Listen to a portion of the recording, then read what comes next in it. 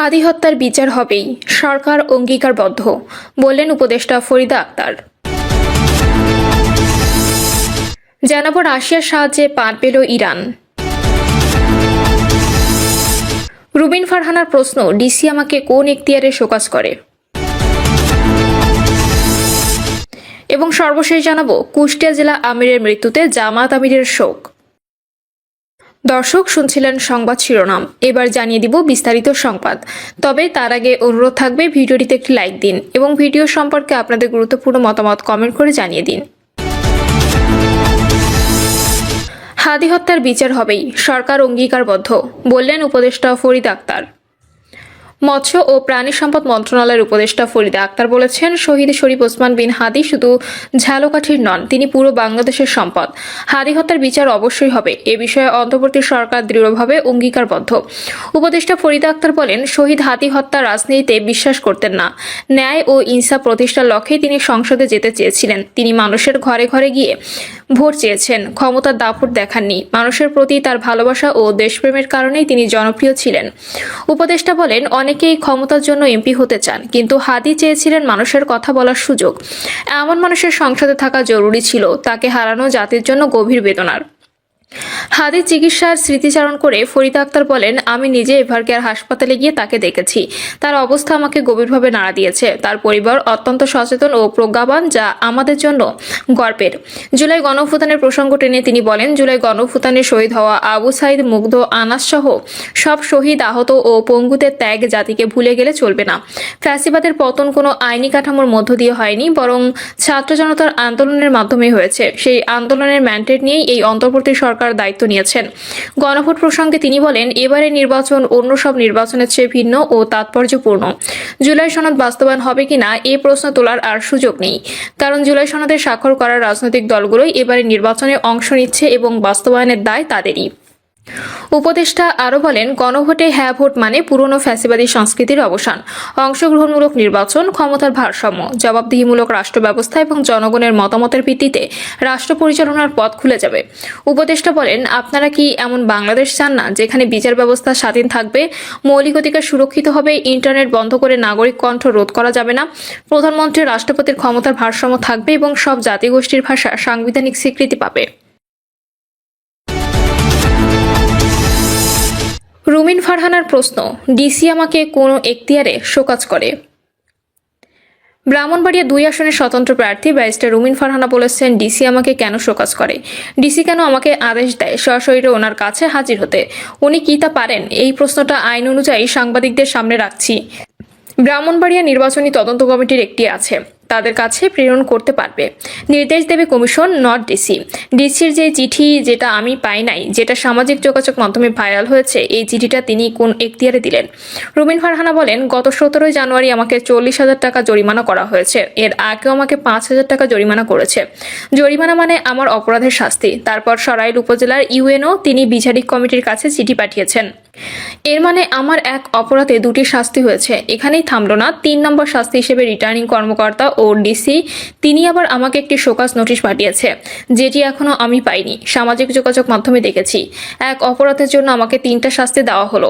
প্রশাসনের পক্ষপাতের বিষয়ে তিনি বলেন, আমি রিটার্নিং কর্মকর্তার কাছে গিয়েছিলাম, সেখানে বিএনপি জোটের প্রার্থী তিনি কিভাবে জনসভা করে বেড়াচ্ছেন। জোনায়েদ আল হাবিবের ফেসবুক প্রোফাইলে গেলে তার সভার নমুনাগুলো দেখা যাবে, আর আমি একটা হ্যান্ড মাইক নিয়ে চলি। শুধু তাই নয়, বিএনপির জোট প্রার্থী শাহবাজপুরে গরু জবাই করে মানুষ খাইয়েছেন। এ সমস্ত দলিল যখন আমি ডিসি সাহেবকে দেখালাম, ওনাকে বিনীতভাবে প্রশ্ন করলাম যে আমি তো এখনো অবধি 45,000 টাকা জরিমানা দিয়েছি, বিএনপির জোটের প্রার্থী কত টাকা জরিমানা দিয়েছে। আমি 1.5 ঘন্টা ওনার সামনে বসে থেকেও অঙ্কটা জানতে পারলাম না। তার মানে এ সমস্ত ডকুমেন্ট, ভিডিও ও ফটো যেখানে রয়েছে, সেখানে 1 টাকাও তাকে জরিমানা করা হয়নি। এটা আমি ধরে নেব, তাহলে এই প্রশাসনের অধীনে আমি কেমন করে নির্বাচন করি, যারা অলরেডি পক্ষপাত করছে। আপনারা আমাকে বলেন, নির্বাচনের লেভেল প্লেইং ফিল্ডটা কোথায় আছে? এই ডিসি, এই ইউএনওর অধীনে আমি কি বিচার পাবো? এই প্রশ্ন সাংবাদিক ভাইদের কাছে রাখছি। নির্বাচনে আচরণবিধি রেফারেন্স টেনে রুবিন ফারহানা বলেন, রুবিন ফারহানা ও মমতাজের মধ্যে কোনো পার্থক্য নেই। আমাকে বলা হয়েছে রুবিন ফারহানা হচ্ছে টিস্যু পেপার, যাকে ব্যবহার করে ছুঁড়ে ফেলে দিয়েছে। টিস্যু পেপার যেমন কাজে লাগে না, রুবিন ফারহানা এখন কোনো কাজ নেই, এই ধরনের উস্কানিমূলক আক্রমণাত্মক বক্তব্য দিচ্ছে। আমি গত 13 তারিখে ডিসি সাহেবকে জানিয়েছি, কিন্তু এখনো অবধি ডিসি সাহেব কোনো ব্যবস্থা নিয়েছেন কিনা আমার জানা নাই। হতাশা ব্যক্ত করে তিনি বলেন, নির্বাচনের যে সার্বিক পরিস্থিতি আমি দেখছি, প্রশাসন যদি 2018 সালের মতো কাজ করে এই নির্বাচন সুষ্ঠু হওয়ার কোনো কারণ নেই।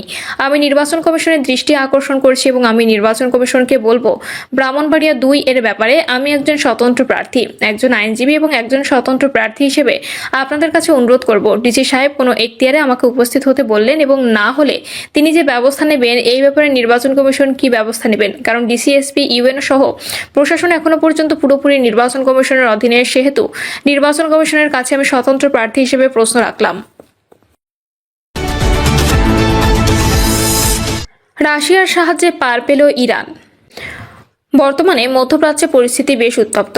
ইরানকে বিপদ থেকে বাঁচাতে রাশিয়া তার পাশে শক্তভাবে দাঁড়িয়েছে, যা যুক্তরাষ্ট্র ও ইসরায়েলের জন্য নতুন এক চ্যালেঞ্জ তৈরি করেছে। এখন প্রশ্ন হলো, রাশিয়া কিভাবে ইরানকে সাহায্য করছে এবং এই পরিস্থিতিতে যুক্তরাষ্ট্র ও ইসরায়েল কি পদক্ষেপ নেবে? অন্যদিকে যুক্তরাষ্ট্রের যুদ্ধবিমানবাহী রণতরীগুলো মধ্যপ্রাচ্যের দিকে এগোচ্ছে, যা দেখে মনে হচ্ছে যেন সেখানে বড় কিছু ঘটতে চলেছে। রাশিয়া ও ইউক্রেনের যুদ্ধে ইরান রাশিয়াকে সাহায্য করেছিল, সেই সাহায্যের কথা মনে রেখে এবার রাশিয়া ইরানের পাশে দাঁড়িয়েছে। তারা মূলত দুভাবে ইরানকে সহযোগিতা করেছে। যখন ইলন মাস্কের স্টারলিংক স্যাটেলাইট ইন্টারনেট সেবা ইরানে চালু করা হয়, তখন ইরান রাশিয়ার দেওয়া বিশেষ প্রযুক্তি ব্যবহার করে সেই ইন্টারনেট সেবা প্রায় 80% অকেজো করে দিয়েছে। এতে ইলন মাস্কের ইন্টারনেট সেবা দিতে সমস্যা হচ্ছে। রাশিয়ার প্রেসিডেন্ট ভ্লাদিমির পুতিন শুধু ইরানের পাশে থাকার ঘোষণা দেননি, তিনি যুক্তরাষ্ট্র ও ইরানের মধ্যে উত্তেজনা কমানোর জন্য মধ্যস্থতা করার চেষ্টা করছেন। এছাড়া ইরান ও রাশিয়ার মধ্যে একটি গুরুত্বপূর্ণ সামরিক চুক্তি আছে, যার কাজ চালিয়ে যেতে পুতিন অঙ্গীকারবদ্ধ। যুক্তরাষ্ট্রের প্রেসিডেন্ট ডোনাল্ড ট্রাম্প প্রাথমিকভাবে ইরানের বিরুদ্ধে সামরিক হামলার হুমকি দিলেও বর্তমানে তিনি এই সিদ্ধান্ত স্থগিত রেখেছেন। এর কারণ হতে পারে সৌদি আরব, কাতার ও মিশর সহ মধ্যপ্রাচ্যের দেশগুলো তাকে সতর্ক করেছে যে ইরানে হামলা হলে পুরো অঞ্চল জুড়ে ভয়াবহ যুদ্ধ ছড়িয়ে পড়বে এবং মার্কিন অর্থনীতিও ক্ষতিগ্রস্ত হবে, কারণ ইরানও পাল্টা হামলা চালাবে এবং বিশ্বের অন্যতম গুরুত্বপূর্ণ তেলের রুট হরমুজ প্রণালী বন্ধ করে দিতে পারে। যুক্তরাষ্ট্র হঠাৎ করে কাতারের একটি গুরুত্বপূর্ণ সামরিক ঘাঁটি থেকে তাদের কর্মকর্তাদের সরিয়ে নিয়েছে, যা দেখে মনে হচ্ছে তারা বড় কোনো পদক্ষেপের আগে প্রস্তুতি নিচ্ছে। তবে এটি কি আসলে বড় ছড়ের ইঙ্গিত, নাকি ট্রাম্প পরিস্থিতি শান্ত রাখার চেষ্টা করছেন, তা স্পষ্ট নয়। যদিও ইরানের সরকার বিরোধী আন্দোলন চলছিল, তবে বর্তমানে তার তীব্রতা অনেকটাই কমে এসেছে। এর কারণ হিসেবে বলা হচ্ছে, ইরান সরকার আন্দোলনকারীদের বিরুদ্ধে কঠোর ব্যবস্থা নিয়েছে। এখনও ইরানে ইন্টারনেট সেবা পুরোপুরি চালু হয়নি। এই পরিস্থিতিতে রাশিয়া কি সরাসরি ইরানের সঙ্গে যুদ্ধে জড়াবে, নাকি শুধু কূটনৈতিক ও প্রযুক্তিগত সমর্থন দিয়ে বন্ধুকে সাহায্য করবে, তা এখনও পরিষ্কার নয়। তবে যুক্তরাষ্ট্র, ইসরায়েল এবং তাদের মিত্রদের জন্য এই পরিস্থিতি বেশ জটিল হয়ে উঠেছে, কারণ ইরানের যে কোনো পদক্ষেপ বা মধ্যপ্রাচ্যে বড় ধরনের সংঘাত বৈশ্বিক অর্থনীতি ও নিরাপত্তার উপর মারাত্মক প্রভাব ফেলবে। প্রিয় দর্শক, এই ছিল এখনকার সর্বশেষ সংবাদ। আপডেট সব সংবাদ পেতে চ্যানেলটি সাবস্ক্রাইব করে বেল আইকনটি ক্লিক করে রাখুন।